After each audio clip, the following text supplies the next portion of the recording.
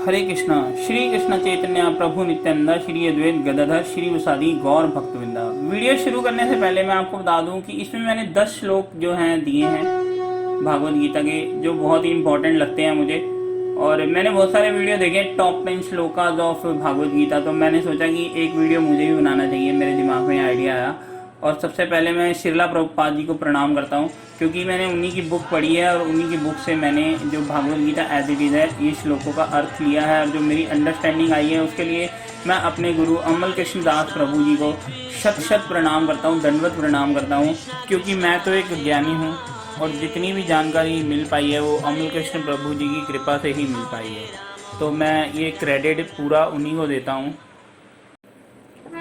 धर्म क्षेत्रे कुरुक्षेत्रे संवेतायुयुत्सवा मामुका पांडवे चावे किम अकुर्वत संजया। यथार्थ, हे संजय, धर्म क्षेत्र कुरुक्षेत्र में युद्ध की इच्छा से एकत्र हुए मेरे तथा पांडु के पुत्रों ने क्या किया। उस Sanjay, after assembling in the place of pilgrimage at Kurukshetra, what did my sons and the sons of Pandu do, being desirous to fight? दोस्तों, ये बहुत ही इम्पोर्टेंट श्लोक है और इसका रीज़न ये है कि देखो, यहाँ से हमें पता चल रहा है कि धृतराष्ट्र जो है उसके दिल में कहीं ना कहीं भेदभाव है। इसलिए वो कह रहे हैं मेरे तथा पांडु के पुत्रों ने, मतलब कि वो अब पांडु के पुत्रों को अपना पुत्र नहीं मानता, यहाँ से पता चल रहा है। और धर्म क्षेत्र है कुरुक्षेत्र, तो कुरुक्षेत्र एक धर्म क्षेत्र है क्योंकि कुरु ने यहाँ तपस्या करी थी, तो इसलिए ये धर्म क्षेत्र है। और धर्म क्षेत्र में अधर्म तो कभी विजय हो नहीं सकता। तो यहाँ से तो हमें गीता का जो एक वो तरीके से हमें रिजल्ट भी पता चल रहा है कि अर्जुन ही जीतेगा महाभारत का।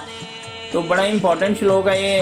पहले ही श्लोक में सब कुछ क्लियर हो रहा है कि धर्म क्षेत्र कुरुक्षेत्र संवेता युयुत्सवा माम का पांडवे चावा किम अकुर्वत संजया। श्री भगवान वाच कुतुस्त्वं तस्मान्निदं विशामे समुपस्थितम् अनार्यजुस्तं अस्वर्ग्याम् अकीर्तिकरम् अर्जुनम्। श्री भगवान ने कहा, हे अर्जुन, तुम्हारे मन में कल्मश आया कहते यह उस मनुष्य के लिए तनिक भी अनुकूल नहीं है जो जीवन के मूल्य को जानता हो। इससे उच्च लोक की नहीं अपितु अपयश की प्राप्ति होती है।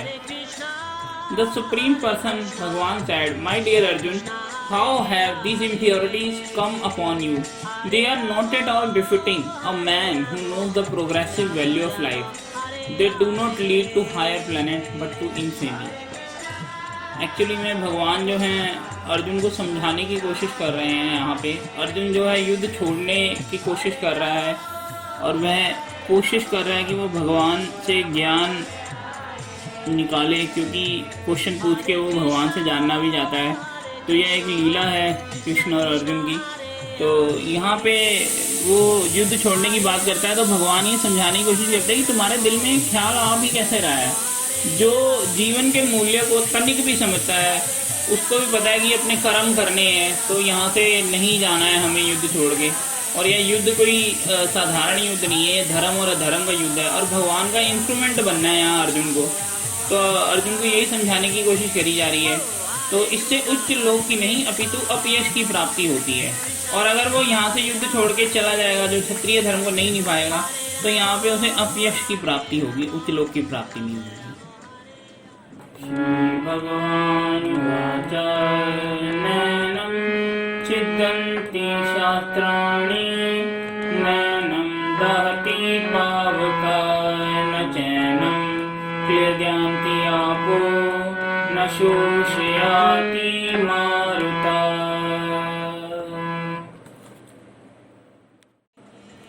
यह आत्मा ना तो कभी किसी शस्त्र द्वारा खंड खंड किया जा सकता है, ना अग्नि द्वारा जलाया जा सकता है, न जल द्वारा भिगोया जा सकता है, न वायु द्वारा सुखाया जा सकता है। The soul can never be cut into pieces by any weapon, nor can be burned by fire, nor moistened by water, nor withered by wind.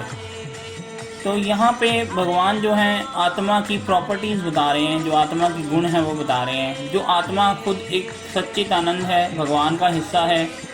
तो आत्मा के गुण क्या है कि आत्मा ना तो कभी किसी शस्त्र द्वारा खंड किया जा सकता है, मतलब आप किसी शस्त्र के द्वारा आत्मा को काट नहीं सकते, ना अग्नि द्वारा आप आत्मा को जला सकते हो, ना जल द्वारा भिगो सकते हो, ना ही आप उसे वायु द्वारा सुखा सकते हो। तो आत्मा के ये गुण हैं। आत्मा अजर अमर है, भगवान का हिस्सा है और ऑल प्योर है। इनफैक्ट आत्मा को ज्ञान भी होता है, लेकिन जैसे जैसे वो मटेरियल वर्ल्ड में आती है तो माया की जो धूल उसके ऊपर जम जाती है, तो उससे जो है उसमें प्रॉब्लम्स पैदा हो जाती हैं। अदरवाइज आत्मा इज़ ऑल प्योर, जो सोल है वो अपने आप में ऑल प्योर है। श्री भगवान वाचा कर्माण्यधिकारस्ते मा फलेषु कदाचन मा कर्मफल हेतुर्भुर्मा तिसंगस्तु कर्माणि।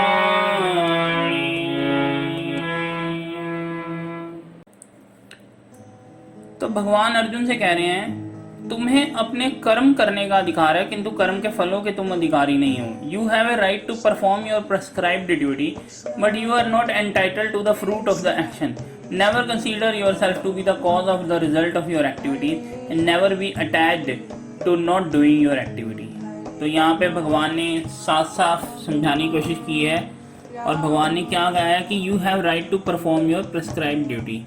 जो आपको शास्त्रों में कर्म की परिभाषा दी गई है, आपको वो परफॉर्म करने का अधिकार है, but you are not entitled to the fruits of the action. लेकिन फल के ऊपर तुम्हारा कोई अधिकार नहीं है। हो सकता है कि आप कर्म करो और उसका रिजल्ट आपके अकॉर्डिंगली आए और आपके अकॉर्डिंगली ना आए, इसके ऊपर हमारा अधिकार नहीं है। Never consider yourself to be the cause of the result. हम सबसे बड़ी गलती यही करते हैं कि हम खुद को कारण मान लेते हैं, लेकिन सर्व कारण कारणम तो भगवान श्री कृष्ण है। तो हम खुद को किसी चीज़ का कारण ना माने। यहाँ पे इंस्ट्रक्शन दी गई है कि सब चीज़ों के पीछे तो भगवान कृष्ण ही है। And never be attached to not doing your duty. और भगवान ने ये भी नहीं कहा कि छोड़ो घर बार चलो हरिद्वार, यहाँ पे ये साफ हो गया है। भगवान तो कर्म करने के लिए कह रहे हैं, लेकिन कर्म करने हैं तो वो भगवान को प्रसन्न करने के लिए करने हैं कर्म। तो ये यहाँ पे कर्म की परिभाषा दी जा रही है, जो कि बहुत ज़रूरी है समझना। तो कर्म अकर्म और विकर्म में जो अंतर होता है उसको समझना बहुत जरूरी है। श्री भगवान वाचा ध्यात्रो विषयं पुंसा संगस्तेषु पजायते संगत संजायते कामा कामत क्रोधो विजायते। यहाँ पे भगवान कहते हैं while contemplating the object of the senses a person develops attachment for them and from such attachment lust develops and from lust anger arises। इंद्रिय विषयों का चिंतन करते हुए मनुष्य को उसमें आसक्ति उत्पन्न हो जाती है, और ऐसी आसक्ति से काम उत्पन्न होता है और काम से क्रोध उत्पन्न होता है। एक्चुअली में काम का जो अर्थ है ये है कामनाएं, मतलब जो इच्छाएं हमारे दिल में होती हैं। तो जैसे हम इंद्रिय विषयों का चिंतन करते हैं तो हमारे दिल में कामनाएं पैदा होती हैं, और अगर वो काम पूरा ना हो तो फिर हमारे अंदर क्रोध उत्पन्न होता है। तो यही बात यहाँ समझाने की कोशिश करी जा रही है। While contemplating the object of the senses, a person develop attachment for them। तो पर्सन जो है उसको अटैचमेंट हो जाती है जब वो सेंस ऑब्जेक्ट के ऊपर वर्क कर रहा होता है या चिंतन कर रहा होता है, और ऐसी अटैचमेंट से लस्ट डेवलप होता है and from lust anger arises. क्रोधाद्भवति सम्मोहा सम्मोहत स्मृति विभ्रमा स्मृति भ्रंशद बुद्धिनाशो बुद्धिनाशत प्राणस्याति। इस श्लोक में भगवान कहते हैं क्रोध होने पर सम्मोह हो जाता है, और सम्मोह से स्मृति भ्रष्ट हो जाती है। स्मृति भ्रष्ट होने पर बुद्धि का नाश हो जाता है, और बुद्धि का नाश होने पर मनुष्य का पतन हो जाता है। From anger delusion arises and from delusion bewilderment of the memory, and when memory is bewildered intelligence is lost, and when intelligence is lost one falls down again into the material pool। तो यहाँ पे भगवान समझाने की कोशिश कर रहे हैं कि क्रोध से क्या उत्पन्न होता है। क्रोध से सम्मोह उत्पन्न हो जाता है, और समोह से स्मृति भ्रष्ट हो जाती है। मतलब जब इंसान क्रोध करता है तो उसकी फिर मेमोरी भी लॉस्ट हो जाती है, और जब मेमोरी लॉस्ट होती है तो बुद्धि का भी नाश हो जाता है, इंटेलिजेंस भी लॉस्ट हो जाता है, फिर वो ढंग से काम भी नहीं कर पाता है एंगर के अंदर, और बुद्धि का नाश होने पर मनुष्य का पतन हो जाता है। और इस तरह से क्रोध जो है वो इंसान के पतन का कारण बनता है। क्रोध एक नरक का द्वार है। तो यहाँ पे ये समझाने की कोशिश करी गई है भागवत गीता के श्लोक में, 2nd चैप्टर का 63वां श्लोक है ये। यदा यदा हि धर्मस्य ग्लानिर्भवति भारत अभ्युत्थानम् अधर्मस्य तदात्मानं सृजाम्यहम्।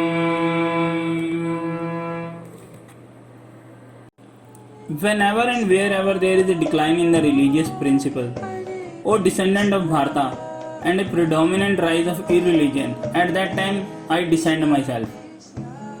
तो भगवान ने यहाँ कहा, हे भरतवंशी, जब भी और जहाँ भी धर्म का पतन होता है और अधर्म की प्रधानता होने लगती है, तब तब मैं अवतार लेता हूँ। जैसे रावण का जोर था तो राम जी आए, कंस था और बड़े सारे और राक्षस थे, शिशुपाल, जरासंध, ये दुर्योधन, बहुत सारे राक्षस टाइप लोग हो गए थे, तो तब कृष्ण जी बन के आए, है ना। तो जहाँ जहाँ जब जब धर्म की हानि हो जाती है, इरिलीजियस बहुत ज़्यादा बढ़ जाता है, तो भगवान तब तब अवतार लेते हैं। तो ये बहुत इंपॉर्टेंट श्लोक है। यदा यदा ही धर्मस्य ग्लानिर्भवति भारता अभ्युत्थानम् अधर्मस्य तदात्मानं सृजाम्यहम्। ये 4थे चैप्टर का 7वां श्लोक है। श्री भगवान उवाच भोक्तारां यजनात् तपसं सर्वलोके महेश्वरं सुहृदं सर्वभूतानां जनात्वामं सन्तिं वञ्चति। भोक्तारां यज्ञ तपंसा सर्वलोके महेश्वरं सुहृद सर्वभूतानां ज्ञात्वा मम शांति मृच्छन्ति। देखो ये श्लोक जो है ना, इसमें भगवान ये कह रहे हैं कि मुझे समस्त यज्ञों तथा तपस्याओं का परम भोक्ता, समस्त लोकों तथा देवताओं का परमेश्वर व समस्त जीवों का उपकारी एवं हितैषी जानो। The sages knowing me as the ultimate purpose of all sacrifice and austerity, and the supreme lord of all planets and demigod, and the benefactor and the well-wisher of all living entities, attain peace from the pangs of material misery। जो जितने भी साधु लोग हैं तो वो जानते हैं कि भगवान ही जो है अल्टीमेट जो भोक्ता है वही है। तो जैसे जब भी यज्ञ होता है तो जो अल्टीमेट मतलब हम यज्ञ के अंदर ऑनर देते हैं वो हम भगवान विष्णु को देते हैं। तो भगवान जो है वो देवी देवताओं का भी भगवान है, सभी ग्रहों का भी भगवान है, और सारी लिविंग एंटाइटीज का भी भगवान है। तो यहाँ पे ये चीज़ क्लियर होगी, सारी लिविंग एंटाइटीज मतलब चाहे किसी भी कोई भी धर्म का हो, चाहे कोई इंसान हो, जानवर हो, बर्ड हो, या कोई एक्वेटिक हो, सबके भगवान हैं। सर्वलोक महेश्वरम है भगवान। तो यहाँ पे क्लियर किया जा रहा है, attain peace from the pain. और जो भी इस बात को जान लेता है वो मटेरियल मिजरी से और उसकी जो पेन है उससे वो मुक्त हो जाता है। तो ये भगवान ने यहाँ पे क्लियर किया है, बहुत इंपॉर्टेंट श्लोक है। श्री भगवान उवाच अंतकाले च मम एव स्मरणमुक्तं कलेवरं या प्रयाति समध्यावं याति नात्र्यत् संशया।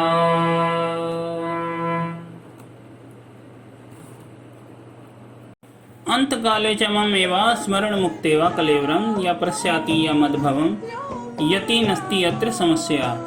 तो इस श्लोक में भगवान कह रहे हैं, और जीवन के अंत में जो केवल मेरा स्मरण करते हुए शरीर का त्याग करता है वह तुरंत मेरे स्वभाव को प्राप्त करता है, इसमें रंच मात्र भी संदेह नहीं है। And whoever at the time of death quits his body, remembering me alone, at once attains my nature, of this there is no doubt।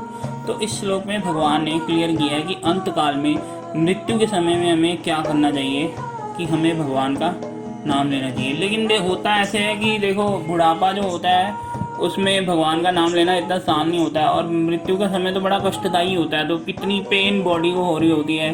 तो ऐसे में भगवान का स्मरण करना इतना आसान भी नहीं है, इसलिए हमें अभी से स्मरण करना चाहिए। जब से हम रियलाइज़ करें, चाहे हम उसको बचपन से रियलाइज़ करें या जवानी में रियलाइज़ करें, हमें शुरू कर देना चाहिए भक्ति को।